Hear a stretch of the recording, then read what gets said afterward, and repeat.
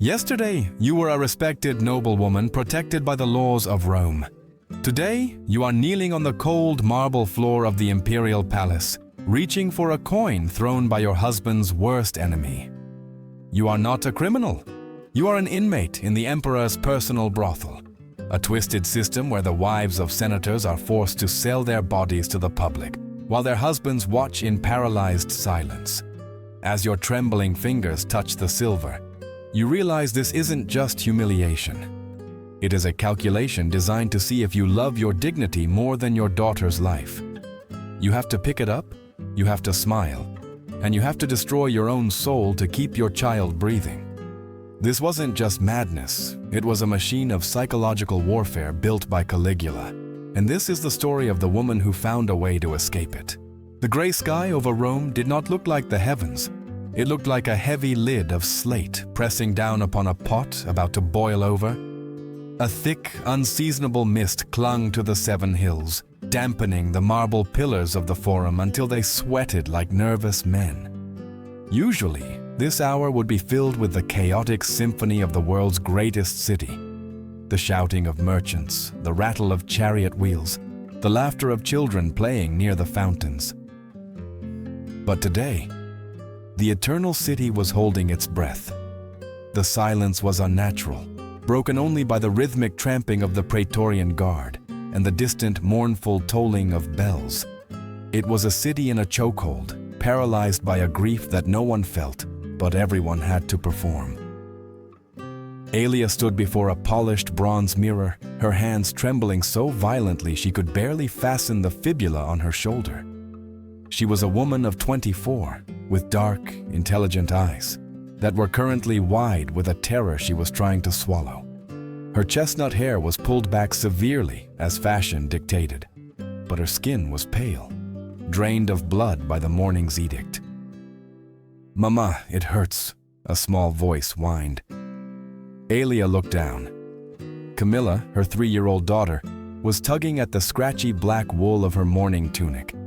Camilla was a burst of sunlight in a dark room, with round cheeks and unruly curls that usually bounced when she ran. Today, she looked like a miniature widow, confused and uncomfortable. "I know, my love," Aelia whispered, crouching down. "But you must wear it. And remember the game we played?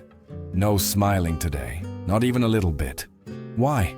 Camilla asked, her lower lip jutting out. "Because the emperor is sad," Aelia said, her voice tight. "And when the emperor is sad, Rome must cry with him." The door creaked open, and Lucius entered. Her husband, a junior senator of 30, usually carried himself with the easy confidence of old money. Now he looked like a man walking to the gallows. His toga was disheveled, and sweat beaded on his upper lip despite the chill in the air. "The litter is waiting," Lucius said, his voice a dry rasp. "We cannot be late. You know the new laws. It is a capital crime to dine with family. It is a capital crime to bathe. And God help us, it is a capital crime to laugh." They moved through the streets like ghosts. The Palatine Hill loomed ahead, the epicenter of the madness. Caligula, the man they once called Little Boots, the boy the soldiers loved, had transformed into something else entirely. His sister Drusilla was dead. And in his shattering grief, he had decided that his personal pain must become the empire's reality. He had weaponized mourning. As they ascended the steps to the imperial complex, the air grew heavy with the scent of incense and old blood. Hundreds of senators and their families were gathered in the great courtyard, a sea of black wool and terrified faces. Suddenly, a commotion erupted near the portico. Aelia flinched, pulling Camilla against her leg. 2 Praetorian guards were dragging a young legionary across the marble floor. The soldier was kicking, confused. "I didn't! It was just a cough!" the soldier screamed. "I swear by the gods, it was a cough!" "You smiled," a centurion barked, striking the man in the face with the pommel of his sword. "You were joking with the sentry. You defiled the memory of the goddess Drusilla, Aelia watched, frozen, as they dragged the man behind a row of pillars. A moment later there was a sickening crunch, wet and final. Then silence returned, heavier than before. The soldier had died because a muscle in his face twitched the wrong way. This was the machine Caligula had built, a system designed to destroy the human spirit through arbitrary rules. "Stay close," Lucius hissed, gripping Aelia's elbow. His fingers were digging into her flesh, but she didn't complain. Pain kept you focused. They were herded into the reception hall. The atmosphere was suffocating. Every eye was downcast. To look up was to risk catching the emperor's eye, and to catch his eye was to invite death. Camilla shifted in Aelia's arms. The toddler was bored. The concept of death meant nothing to her. The concept of sitting still was the real torture. She began to squirm, her head turning this way and that. Then she saw him. Standing a few feet away was an elderly senator, a man named Marcus. He was shaking so badly from fear that his long white beard was vibrating. To a terrified adult, it was a pathetic sight. To a 3-year-old child, it was the funniest thing in the world. Aelia felt the change in her daughter's body before she heard it. Camilla's chest hitched. A tiny bubbling sound began to rise in her throat. The giggle, panic, cold and sharp, pierced Aelia's heart. If that sound escaped, if that pure, innocent noise of joy pierced this manufactured gloom, they would be slaughtered right here on the mosaic floor. "Shh," Aelia pleaded silently. But Camilla was pointing a chubby finger at the vibrating beard, her mouth opening, the corners of her lips curling up. At that exact moment, the crowd parted. Caligula had entered. He was not the golden youth of the statues. He was gaunt, his eyes hollow and burning with a feverish intensity. He wore the robes of a grieving deity, silk dyed the color of midnight. He walked slowly, scanning the crowd, looking not for loyalty but for cracks in the facade. He was hunting for happiness. He stopped. He turned his head. He was looking directly at them. Camilla's giggle was almost at her lips. Aelia didn't think. Instinct, primal and violent, took over. Her hand, hidden beneath the folds of Camilla's black tunic, found the tender flesh of the child's upper arm. She pinched. She twisted the skin with every ounce of strength her trembling fingers possessed. It was cruel. It was a violation of a mother's nature. Camilla's smile vanished instantly. Her eyes went wide with shock, and then her mouth opened in a perfect, agonized, "Oh! Wait-ah!" The scream shattered the silence. It was a cry of pure betrayal and pain. Tears exploded from the child's eyes, streaming down her round cheeks. Lucius stopped breathing. The senators nearby flinched away, creating a circle of isolation around them. Caligula stepped closer. The smell of him was overwhelming. Wine, sweat, and something metallic. He loomed over Aelia and the screaming child. He studied Camilla's tear-streaked face. He looked at the snot running from her nose, the red, contorted face of misery.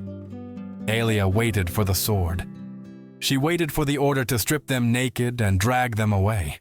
Instead, Caligula's expression softened. He looked at the weeping child with a twisted sort of approval. "Good," the emperor whispered, his voice dry as dead leaves. "She understands. She feels the loss of the goddess. The rest of you." He swept his dead eyes over the terrified adults. "You are actors. But this child? She knows true sorrow."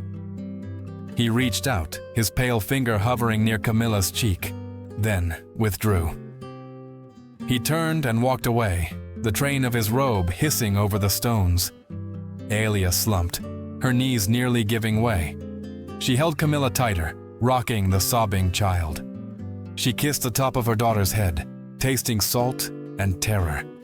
She had hurt her child to save her.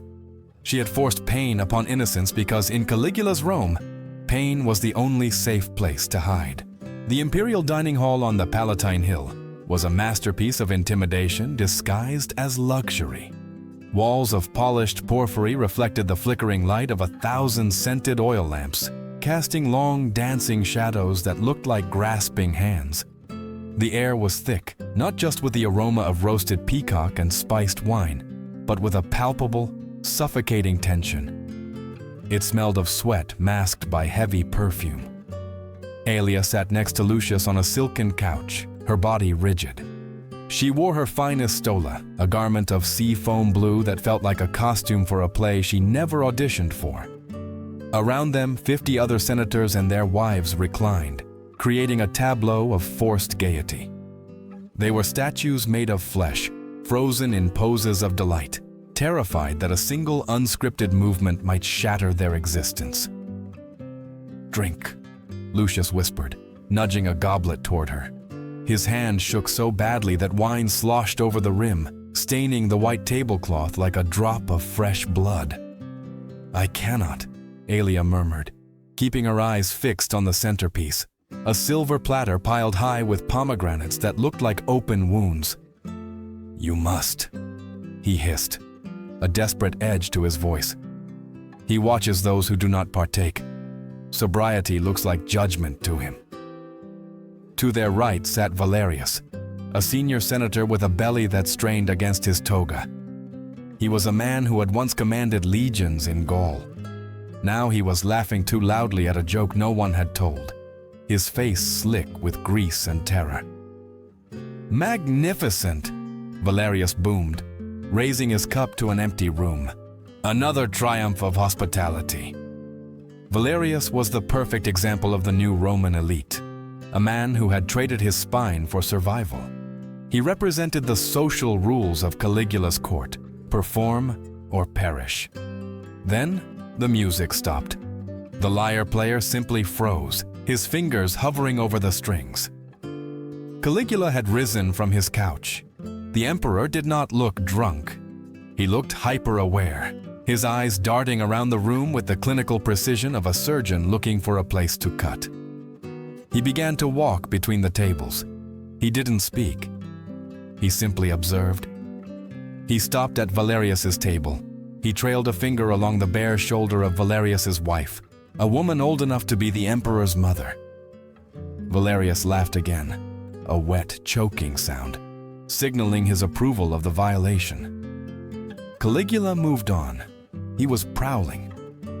Aelia felt the air turn cold before she saw him. He stopped at their couch. Lucius went still. He stared intensely at his wine cup as if the secrets of the universe were swimming in the red liquid. He did not look up. He did not look at her. Caligula stood over Aelia.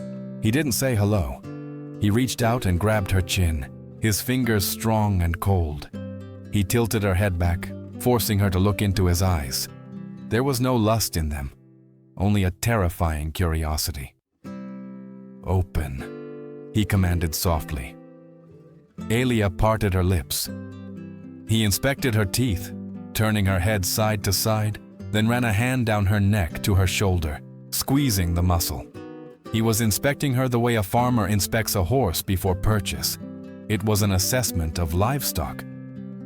"Adequate," Caligula said. He didn't ask permission. He didn't acknowledge Lucius existed. He simply took Aelia's wrist and pulled. Aelia stood, her legs trembling. She looked at Lucius. "Do something," she screamed inside her mind. "Stand up. Claim me. Die for me." Lucius did not move. His hand was clenched on his knee, his fingernails digging so deep into his palm that a trickle of blood began to snake down his wrist. But his face remained a mask of polite submission. Caligula led her away. The room fell into a silence so profound, you could hear the oil crackling in the lamps. 50 men, the leaders of the world, watched their emperor drag a woman out of the room, and not one of them moved. They were complicit in their silence. 20 minutes passed. To Lucius, it felt like 20 years. The conversation in the room tried to restart, brittle and fake. Someone made a joke about the weather. It died in the air. Then, The doors opened. Caligula returned, leading Aelia back. Her hair was slightly disheveled, her face drained of all color. She walked like a marionette with cut strings. The emperor didn't return to his own couch. He sat down right next to Lucius. He poured himself a cup of Lucius's wine. Aelia sank onto the cushion, staring at nothing. "You have a treasure here, Lucius," Caligula said, his voice carrying clearly across the silent room. He leaned back, swirling the wine, and began to speak. In front of everyone, Lucius's friends, his rivals, the men he debated laws with, Caligula began to describe exactly what had just happened in the other room. He was graphic. He was clinical. He critiqued her performance, comparing her body to other senators' wives he had taken, rating her responsiveness, making crude jokes about her hesitation. It was a dissection of her dignity. He wasn't just violating Aelia, he was stripping Lucius of his manhood, his honor, and his name before the entire Senate. "She was a bit cold at first," Caligula laughed, slapping Lucius on the back. "But we fixed that." Every eye in the room was on Lucius. The test was simple. React as a husband and die. React as a subject and live. Lucius slowly lifted his head. His eyes were wet, but his mouth forced itself into a gruesome shape. A smile. He raised his goblet, his bloodied hand trembling. "I am honored, Caesar," Lucius choked out. "Thank you for improving my household." Caligula threw his head back and laughed, a sound that echoed off the marble walls. Aelia turned her head slowly. She looked at the man she had married, the father of her child. She saw the blood on his hand, but she also saw the smile on his face. In that moment, something inside her chest snapped, quieter than a twig, but more final than a death knell. The fear evaporated, replaced by a cold, hard void. She wasn't crying. She realized then that there was no one in this room to save her. The man next to her was dead. Only a shell remained. She was entirely, terrifyingly alone. The knock on the heavy oak door of the villa did not sound like an invasion. It was polite, rhythmic, and terrifyingly precise. It was the sound of the new Rome, where terror arrived not with a battering ram, but with a clipboard. Aelia was in the atrium, trying to wash the memory of the banquet from her skin. She had scrubbed until her arms were raw, but the phantom sensation of Caligula's cold, appraising hands remained. When the door opened, it wasn't a Praetorian guard standing there with a sword. It was Philon. Philon was a palace eunuch, a creature of soft flesh and powder who moved with the silent grace of a spider. He held a scroll in one hand and a wax tablet in the other. His face was a mask of bureaucratic indifference. "Domina Aelia," Philon said, his voice high and smooth. "The emperor requires your assistance with a new state initiative." Lucius stepped forward from the shadows of the hallway. He looked like a man who hadn't slept in days, his eyes rimmed with red.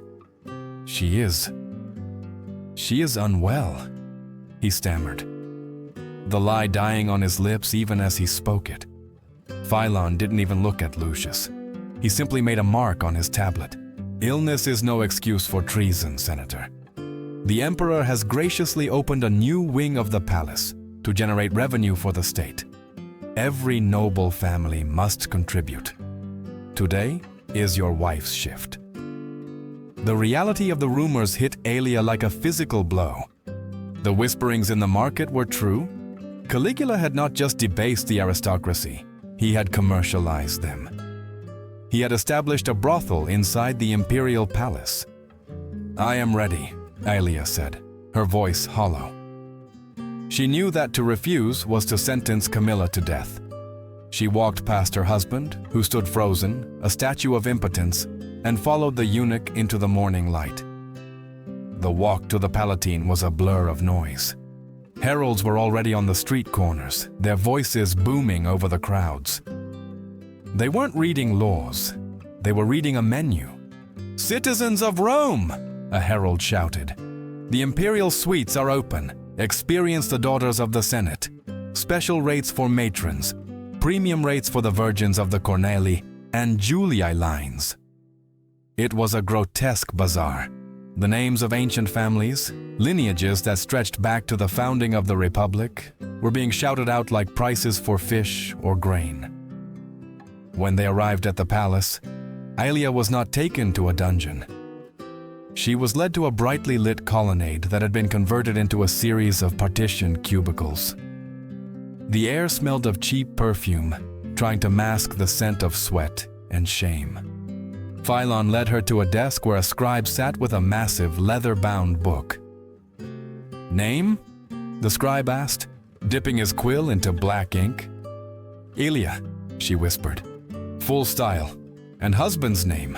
the scribe insisted, not looking up. "Aelia, wife of Senator Lucius." The scribe wrote it down, scratch, scratch, scratch. This was the true horror of the machine. It wasn't just the act, it was the record of it. Caligula kept ledgers. He was documenting the destruction of their honor, creating a permanent receipt of their degradation.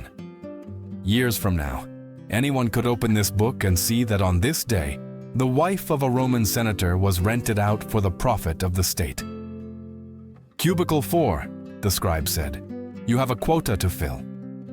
Aelia walked into the small room.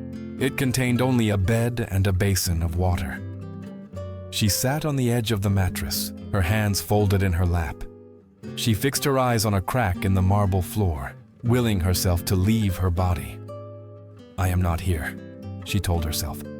"I am with Camilla. We are in the garden. We are counting the olive trees." The curtains swept back. A man stood there. He was thick-set, with a neck that bulged over the collar of his rough tunic. Aelia recognized him instantly. It was Gallus. Gallus was a new man, a wealthy merchant who had bought his way into politics. He was a bitter political rival of Lucius, a man her husband had frequently mocked in the Senate for his lack of breeding. Gallus had always hated the old aristocracy, hated their heirs and their bloodlines. Now, he owned one of them. Gallus stepped inside, the smell of garlic and sour wine clinging to him. He didn't look at her with desire. He looked at her with triumphant malice. He was buying revenge. "Well, well," Gallus sneered, unbuckling his belt. "The noble Aelia. Your husband called me a peasant in the forum last week. I wonder what he would say if he could see his high-born wife now." Aelia said nothing. She remained a statue. Gallus reached into his pouch and pulled out a silver denarius. He didn't hand it to her. He held it up, letting the light catch the profile of the emperor stamped on the metal. "You are a service," Gallus spat, "and services must be paid for." He tossed the coin. It hit the marble floor with a sharp ringing sound that echoed like a gunshot in the small room. It spun and settled near Aelia's sandals. "Pick it up," Gallus commanded. Aelia looked at the coin. It was the price of her dignity. It was the price of her husband's name. But as she stared at the silver disc, the face of the emperor seemed to blur, and in her mind, she saw another face, Camilla, her daughter waiting at home, safe only as long as Aelia played this part. If she refused, Gallus would complain. Philon would return, the ledger would be closed, and the executioners would be summoned. Slowly, painfully, Aelia slid off the bed. She lowered herself to her knees. The cold stone bit into her skin. She reached out with a trembling hand and grasped the coin. It felt freezing against her palm. She wasn't kneeling for Gallus. She wasn't kneeling for Caligula. She was kneeling for the life of her child. She stood up, clutching the coin so tightly it cut into her flesh, and looked Gallus in the eye. Her soul was fractured, shattered into dust, but her resolve had hardened into diamond. "As you wish," she said, her voice dead and steady. The sun had not yet set when the news arrived, carried not by an official courier, but by the frantic whisper of a house slave returning from the forum. General Titus, the hero of the Germanic campaigns, the man who had taught Aelia how to hold a dagger before she learned to hold a needle, was dead. He had not died in battle. He had been strangled in the Mamertine prison, accused of a conspiracy that existed only in the emperor's fevered imagination. Aelia stood in the center of her atrium, the blood draining from her face until she looked like a marble bust of herself. Her father. The man who was supposed to be the bedrock of their family, the unshakable mountain. Gone. She opened her mouth to scream, to tear her tunic in the ancient sign of grief. But the sound died in her throat. A second knock echoed through the villa. This time, it was a Praetorian centurion. He did not bring a body for burial. He brought an invitation. "Caesar requests the pleasure of your company for a private supper," the centurion said, his eyes flat and unreadable. "He specifically asked for the daughter of Titus. He wishes to offer his condolences in person." It was a trap. It was the fourth act of the machine. Lucius was weeping silently in the corner, his courage long since evaporated in the banquet hall weeks ago. But Aelia felt a strange, cold paralysis overtake her. She could not mourn. To mourn was to die. She went to her room, washed her face with freezing water, and painted her lips red. She put on a dress of saffron yellow, a color of celebration. They were led not to the great banquet hall, but to the Senatio, a small, intimate dining room deep within the palace. The walls were painted with scenes of the Odyssey, monsters devouring men. The room was unnervingly quiet, devoid of the music and chatter of the previous feasts. Caligula reclined alone on a couch of purple velvet. He looked fresh, rested, his skin glowing with health. A bowl of grapes sat near his hand. "Aelia," he said, his voice soft, almost tender. "Lucius, come, sit." There were no other guests, just the three of them. Aelia lowered herself onto the cushion opposite him. She could smell the roasting meat from the kitchen, a rich, savory scent that turned her stomach violently. Somewhere in the city, her father's body was being dragged by hooks to the Tiber, yet here she was, expected to eat. "A tragedy," Caligula sighed, picking a grape. "Your father, a great man, but foolish. He listened to the wrong whispers." He leaned forward, his eyes locking onto hers. They were wide, unblinking, the pupils dilated. He was studying her. This was the experiment. He wasn't looking for guilt. He was looking for pain. He was waiting for a tear, a quiver of the lip, a tightening of the jaw. He wanted to see if he had successfully severed the bond between parent and child.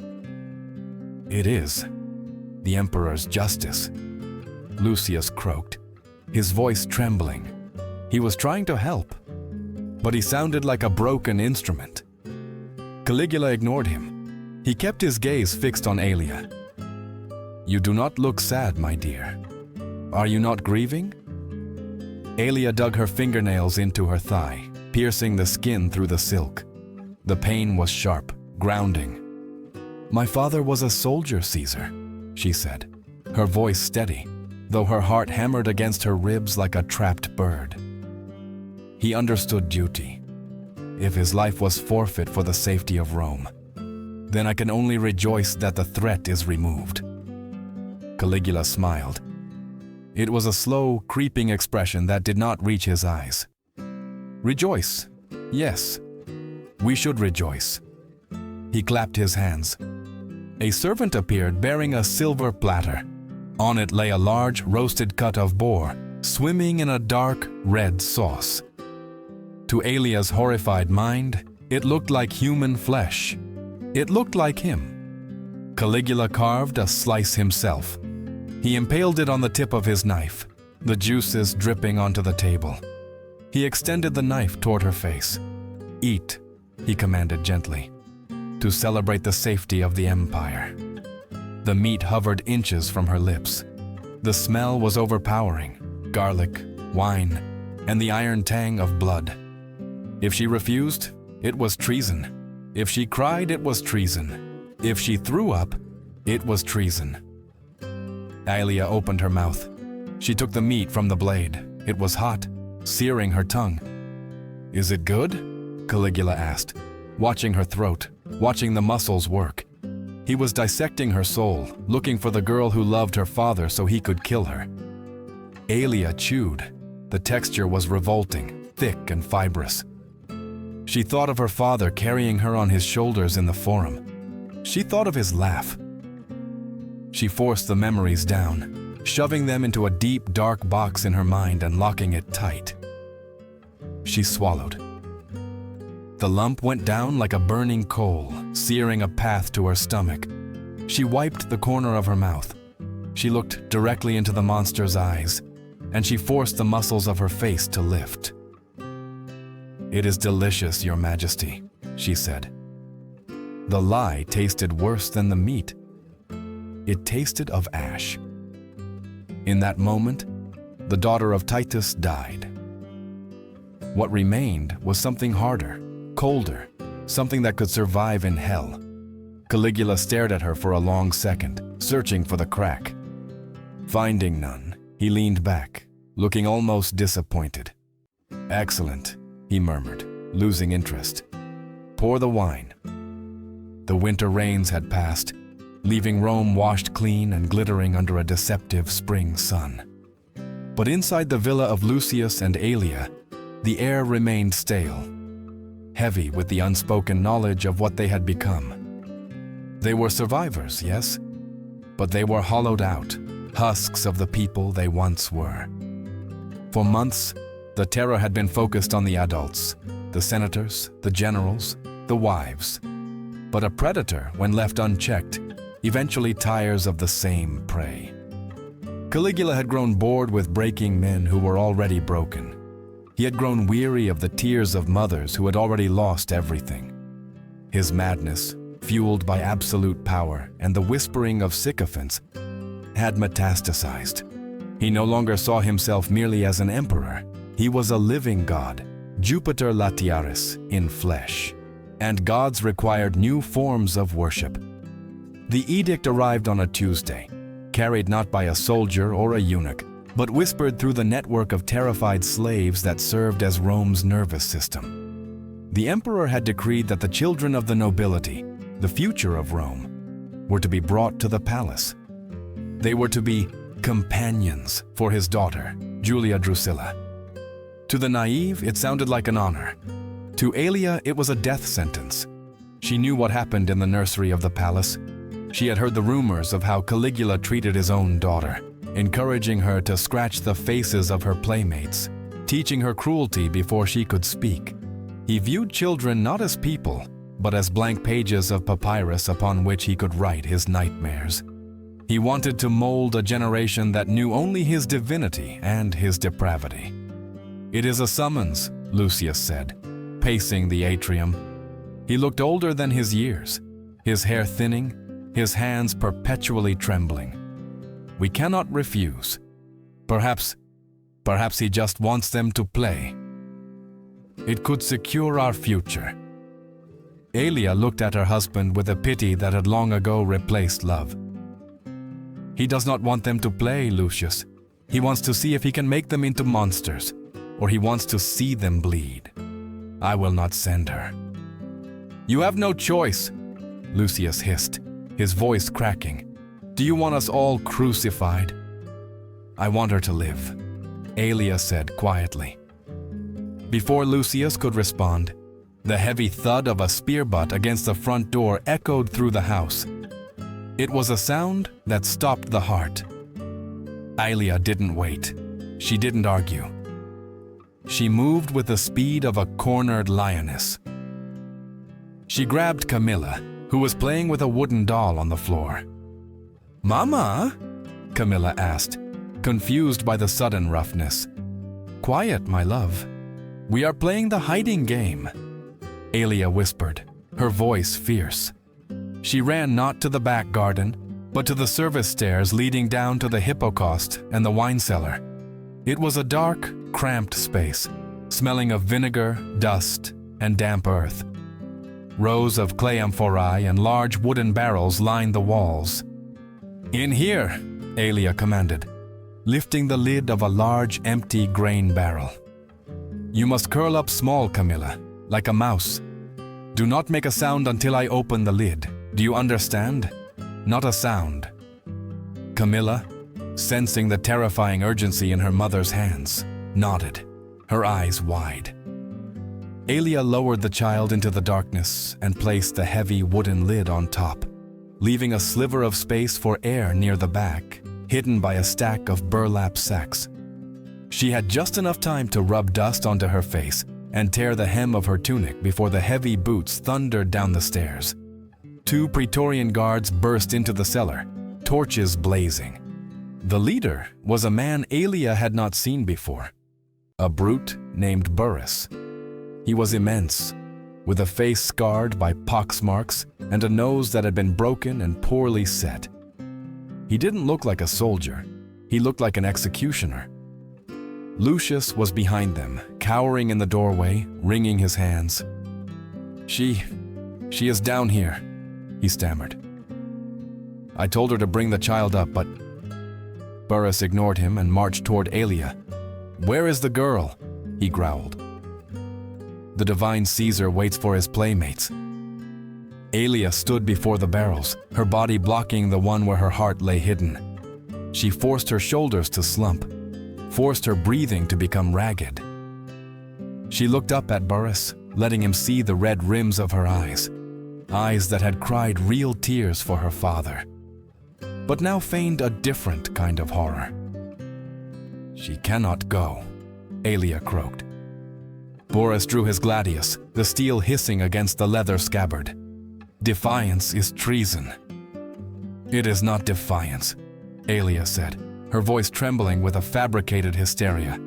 "It is mercy, unless the emperor wishes to welcome the Red Plague into his nursery." Burrus froze. The torchlight flickered on his sweaty forehead. If there was one thing a Roman soldier feared more than a barbarian horde, it was the invisible killer, disease. "What lie is this?" Burrus spat. But he didn't take a step closer. "Look at me!" Aelia cried, stepping forward. "Why do you think we are hiding in the dark? Why do you think I have not bathed her? She is burning up. The pustules appeared this morning, hard red knots on her neck and chest. She is vomiting black bile." She pointed a shaking finger at the barrel behind her. "Open it. Take her. Carry her to the little princess. Let them play. And when the emperor's daughter turns black and her skin sloughs off in sheets, tell him you brought the gift." The cellar went silent. The description was visceral, tapping into the deepest nightmares of the city. Aelia held her breath. It was a gamble. If he checked, they were dead. If he called a doctor, they were dead. Burrus stared at the barrel. He looked at Aelia's disheveled state. He looked at Lucius, who was staring at his wife in genuine confusion, which Burrus mistook for grief. The big soldier took a step back, covering his mouth and nose with his heavy cloak. He sheathed his sword. "This house is cursed," Burrus grunted, his voice muffled. "We will not carry the plague to the Palatine." He turned to Lucius. "You remain under house arrest. If the child lives, we will know you lied. If she dies, burn the body." He glared at Aelia one last time. "I will return at dawn to see the corpse. If there is no body, I will take yours instead." The guards turned and fled up the stairs, the fear of contagion lending wings to their heavy boots. Aelia waited until the front door slammed shut. She waited until the sound of their horses faded down the street. Only then did she collapse against the barrel, sliding down to the cold dirt floor. She tapped the wood gently. "It is safe, little mouse," she whispered. But it wasn't safe. The lie had bought them 12 hours. When the sun rose, Burrus would return. And when he found no dead child, he would slaughter them all. The game of survival was over. Now the run for their lives had begun. The escape plan had been born of desperation, not logic. Aelia knew that Burrus and his guards were watching the front gates of her villa, waiting for the sun to rise and the plague to claim its victim. But the back of the Aventine Hill, where the service tunnels fed into the great cloaca and up toward the Palatine service deliverers, was less guarded. Under the cover of the darkest hour before dawn, Aelia had strapped Camilla, sedated with a dangerous dose of poppy tears, to her chest beneath a rough woolen cloak. She had smeared soot over her aristocratic features, transforming herself from a senator's wife into one of the thousands of invisible slaves who kept the heart of the empire beating. Now she was inside the belly of the beast. She was navigating the Cryptoporticus, the vast network of semi-underground corridors that connected the imperial palaces to the theater and the forum. The air here was cool and smelled of damp stone and torch smoke. It was a labyrinth of shadows, perfect for a rat trying to flee a sinking ship. Aelia's goal was the Ostian Gate on the far side of the complex, where the trade wagons left for the harbor. She rounded a corner near the entrance to the imperial box and froze. Voices echoed off the stuccoed ceiling, not the hushed whispers of slaves, but the imperious, ringing tone of a man who believed he was a god. Aelia pressed herself into a niche behind a statue of Apollo. She pulled the cloak higher over Camilla's sleeping head. Caligula stood in the center of the corridor, bathed in the light of a torch held by a trembling attendant. He was dressed for the upcoming games, his toga embroidered with gold, his face flushed with manic energy. Standing opposite him was a wall of a man, Cassius Chaerea. Chaerea was a legend among the legions. He was the tribune of the Praetorian Guard, a man who had carved his way through the Germanic forests. He had a face like a cliffside, craggy, scarred, and immobile. His neck was thick with muscle, and his hands, resting on his sword belt, were the size of hams. He was the embodiment of Roman martial virtue. "The watchword, Caesar," Chaerea requested. He stood at attention, his discipline absolute. But when he spoke, the illusion of the Titan shattered. His voice was high, thin, and reedy, a soft, womanly timbre that seemed ludicrous coming from such a brutal frame. Caligula's eyes danced with cruel delight. He stepped closer, invading the soldier's personal space. "Oh, Chaerea," the emperor cooed, pitching his own voice up to mock the soldier. Always so eager, always so stiff. The other guards standing nearby shifted uncomfortably. They looked at the floor. "The watchword for the day, Caesar," Chaerea repeated. His jaw was set so hard, Aelia could see the muscle jumping beneath the scar on his cheek. Caligula smiled, a wet, lascivious expression.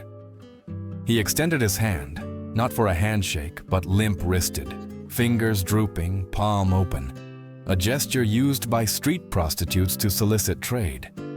He waggled his middle finger obscenely. "Priapus," Caligula whispered, loud enough for everyone to hear. "Or perhaps Venus?" "Yes, for you, my little darling, the password is Venus." It was an insult that cut deeper than a whip. He was calling the toughest killer in Rome a woman, a passive sexual object. He was stripping away the one thing a Roman soldier valued above his life, his virtues, his masculinity. "Take it!" Caligula taunted, waving his limp hand under Chaerea's nose. "Kiss the ring, Venus." Aelia watched Chaerea's hand. It had moved from his belt to the hilt of his gladius. The knuckles were white. The leather of the grip creaked audibly. For a second, time suspended. Aelia stopped breathing. She expected the sword to fly out. She expected blood. But Chaerea was a creature of discipline. Slowly, agonizingly, he released the hilt. He leaned forward, ignoring the hand, and stiffly nodded. "Venus!" Chaerea squeaked, his voice cracking under the strain of his rage. Caligula threw his head back and laughed, a high, hyena-like cackle that bounced off the stone walls. "Dismissed, you old harlot!" The emperor spun on his heel and swept down the corridor toward the theater, his entourage scrambling to keep up. their laughter forced and hollow. The corridor fell silent. Chaerea did not move. He stood like a stone monument to hatred. From her hiding spot, Aelia saw him turn. The torchlight caught his face. It was not the face of a broken man. It was not the face of a servant who had accepted his place. The humiliation had not cowed him. It had clarified him. His eyes were burning. It was a look Aelia had seen once before, on a wolf her father had trapped in a pit. It was the look of a predator that had realized there was no escape, and therefore nothing left to lose. It was the look of a man who had just decided to kill a god. Aelia looked at the exit at the end of the hall, the path to the wagons, to the harbor, to safety. Then she looked back at Chaerea, who was now signaling silently to two other officers emerging from the shadows. She realized then that running was the wrong choice. The exits would be watched, but chaos was a ladder. "The storm is breaking," she whispered to the sleeping weight of her daughter. She didn't move toward the exit. She stepped deeper into the shadows, deciding to wait. The air in the corridor had changed. It no longer smelled of damp stone.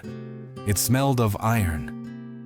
The air in the cryptoporticus was cool, yet it felt heavy enough to crush a man's lungs. It was midday, January 24th, 41st AD. Above ground, the Palatine Games were in full swing, the roar of the crowd filtering down through the stone ceiling like distant thunder. But down here, in the dim, claustrophobic artery of the palace, there was only the dripping of water and the shallow breathing of a woman pressing herself into the limestone. Aelia clutched the sleeping bundle of Camilla against her chest. Her arms ached, but her fear had calcified into a singular, cold purpose. She watched the shadows dance on the far wall. They were coming. Caligula appeared first. He was walking briskly, his face flushed with the exertion of the morning spectacles. He was laughing, turning back to speak to his uncle Claudius, who shuffled nervously a few paces behind. The emperor looked invincible, radiant in his delusion. He had stopped briefly to inspect a troop of boys from Asia who were rehearsing a hymn in his honor, his voice booming with critical instructions. He was a god directing his own play, unaware that the curtain was about to fall. Then, the shadows detached themselves from the walls. Cassius Chaerea stepped into the light. He did not bow. He did not avert his gaze. He stood squarely in the center of the narrow passage, blocking the path of the divine. Caligula stopped, an annoyed sneer curling his lip. He opened his mouth, likely to deliver one final stinging witticism about Venus. He never got the chance. "Take this!" Chaerea screamed, the high pitch of his voice finally finding its terrifying purpose.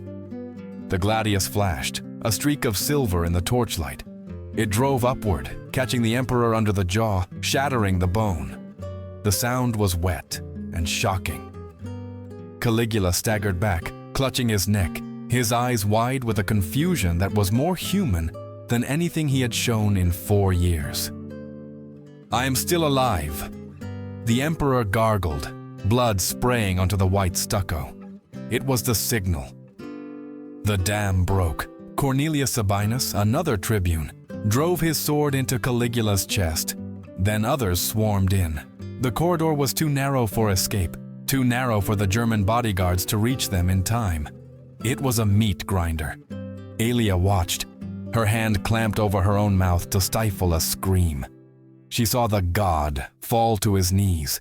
She saw the blades rise and fall, rhythmic and merciless. 1, 2, 30 times. They didn't just kill him, they unmade him. They stabbed him until the marble floor was slick with the blood of a deity, until there was nothing left that could possibly be alive. In 60 seconds, the machine that had strangled Rome for 4 years was dismantled by the very hands that had built it. The silence that followed was brief, shattered instantly by the heavy, thundering boots of the Germanic guards arriving too late. Rage erupted. The conspirators scattered, fleeing into the labyrinthine tunnels. Aelia knew she had to move. The confusion was her cover. But as she pushed off the wall, turning toward the service exit, a new sound froze her marrow. It was coming from the private quarters, just down the hall. A woman's scream. It was Caesonia, the Empress. "No, please! He is dead. Let us go!" Aelia shrank back. Through the open archway, she saw a squad of soldiers, not the conspirators, but men caught up in the bloodlust, the cleaning of the house. They had cornered Caesonia. She was weeping, her gown torn, begging not for her throne, but for mercy. A sword silenced her, but the horror was not done. A soldier, his armor splattered with the Emperor's blood, stepped over Caesonia's body and moved toward the crib in the corner. He reached in. Aelia saw a flash of golden curls. Julia Drusilla, the Emperor's daughter. The child was 2 years old, perhaps 3, the same age as Camilla. She was crying, a high, confused wail for her mother. The soldier did not hesitate. He did not look at the child as a human being. He looked at her as a loose thread in the tapestry of the coup. He grabbed the toddler by her ankles. Aelia squeezed her eyes shut. She clamped her hands over the woolen hood covering Camilla's ears, pressing so hard she feared she might bruise her own child.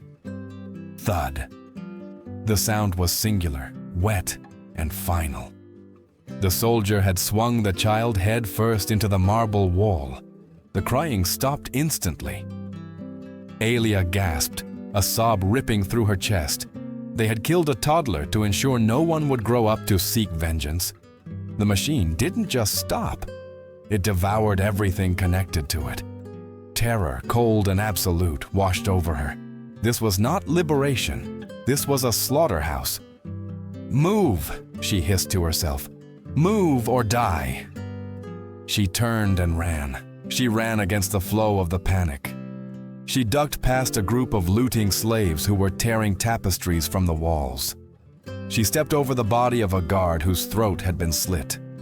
The tunnels were a cacophony of screams, clashing steel, and the roar of a world collapsing. Every shadow looked like a killer. Every echo sounded like a death sentence. But Aelia held Camilla tight, her arms forming a cage of bone and flesh around the only innocents left in the palace. She didn't look back at the pool of blood where the Emperor lay. She didn't look back at the nursery where a child lay broken against the wall. She ran toward the light of the loading docks, tears streaming down her soot-stained face, carrying the weight of her survival through the wreckage of an empire. Rome was not burning, but it was molting. The beast had shed its skin, and the raw, bloody flesh of a new era was already being exposed. Aelia emerged from the service tunnels into the blinding light of the Forum Boreum.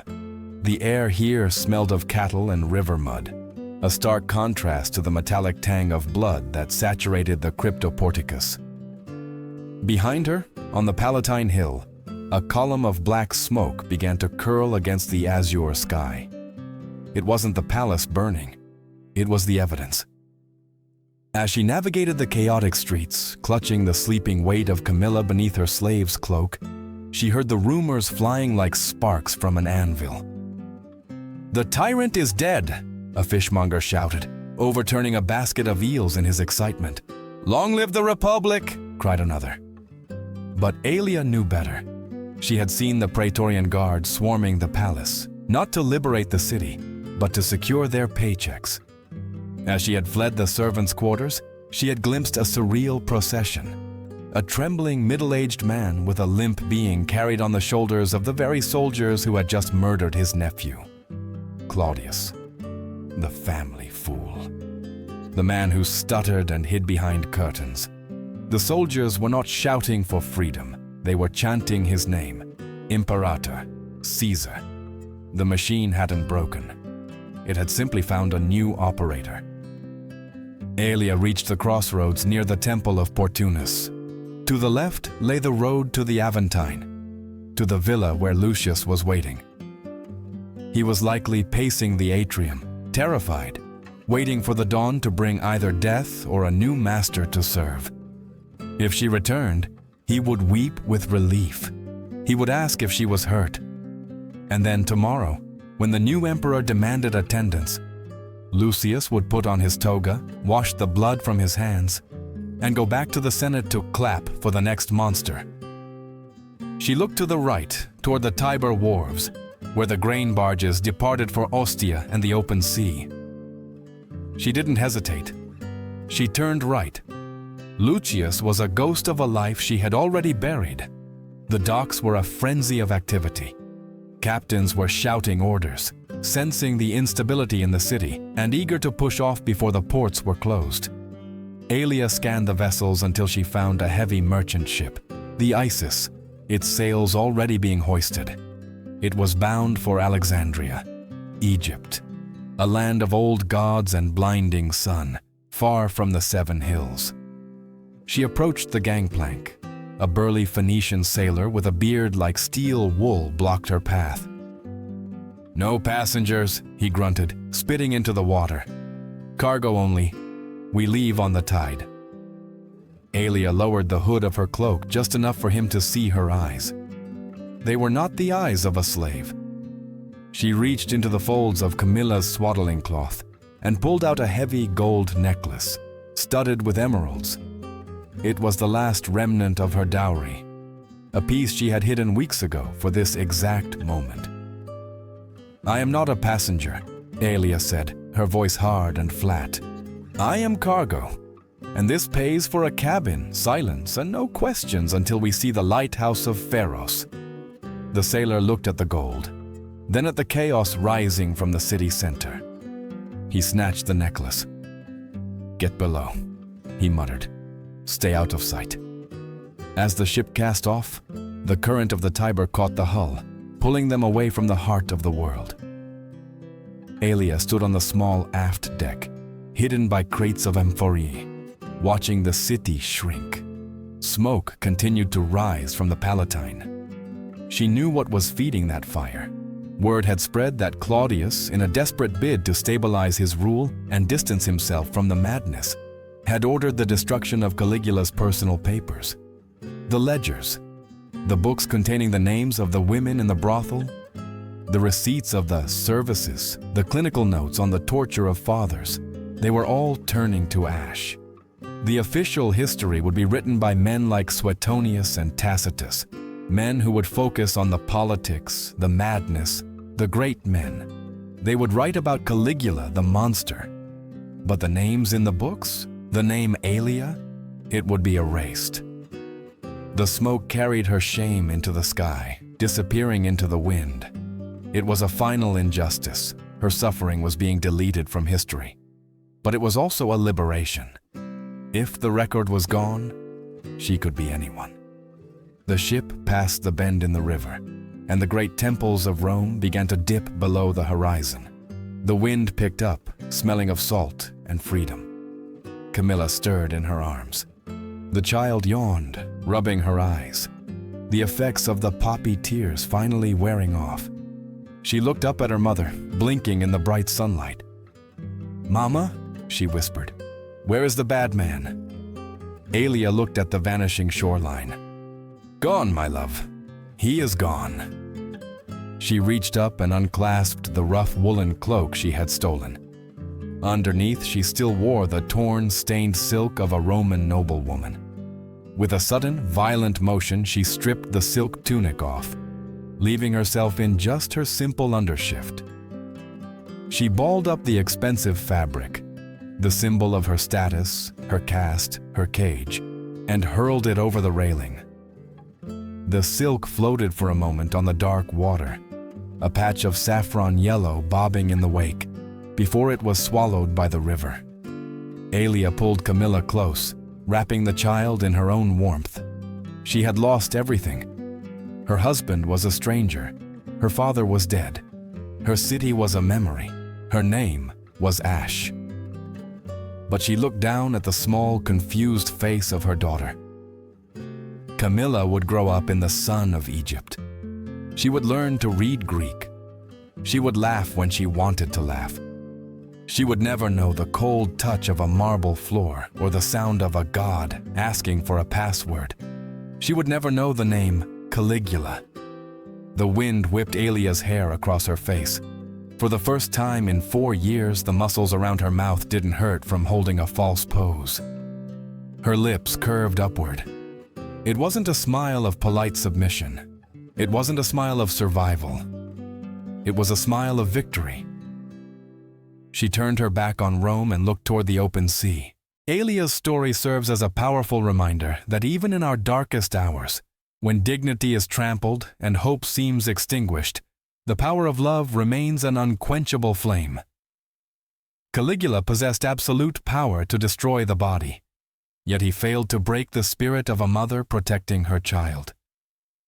In our daily lives, we may not face a Roman tyrant, but we all must walk through our own dark corridors, pressures, injustices, or adversities that threaten to consume us.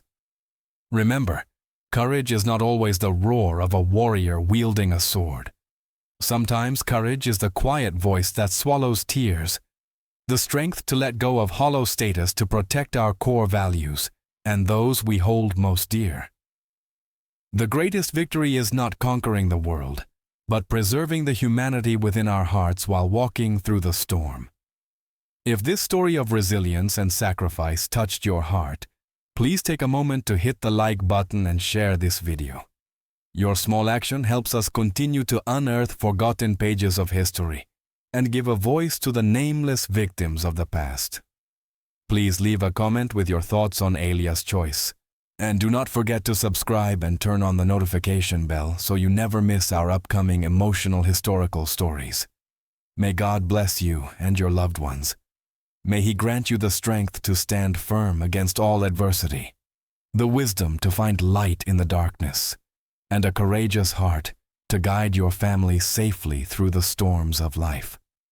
If you believe in the power of this divine protection and love, please type Amen in the comments to join us in prayer and spread these blessings to one another. Thank you for watching, and see you next time.